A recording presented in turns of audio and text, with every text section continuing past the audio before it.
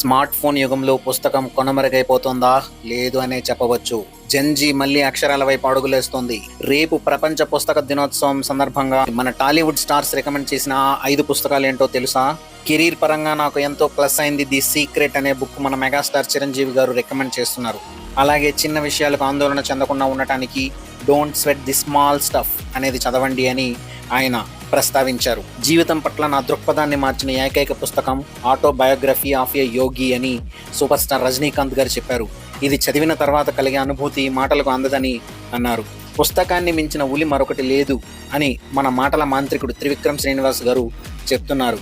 తెలుగులో తప్పకుండా చదవాల్సిన ఒక పుస్తకం అమృతం కురిసిన రాత్రి. ఇది ఒక అద్భుతం అని ఆయన వివరించారు. నా భాషా నైపుణ్యానికి కారణం పుస్తకాలే అని మన యాంకర్ సుమ గారు చెప్తున్నారు.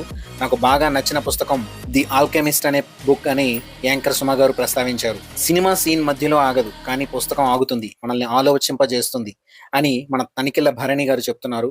అందుకే అనుభవాలు, జ్ఞాపకాలు లాంటి పుస్తకాలు చదవండి అని ఆయన సజెస్ట్ చేశారు. పుస్తకం హస్తభూషణం మాత్రమే కాదు, అది ఒక జీవిత పాఠం. ఇందులో నాకు నచ్చిన పుస్తకం గురించి నేను ప్రస్తావించాలి అని అనుకుంటున్నాను. అది ఏంటంటే బ్రియాన్ ట్రేసీ రచించిన master your time master your life అనే బుక్. మరి ఈ ఏడాది మీరు ఏ పుస్తకం చదవాలనుకుంటున్నారో కామెంట్ చేయండి. అందరికీ ప్రపంచ పుస్తక దినోత్సవ శుభాకాంక్షలు. Thank you very much friends. జై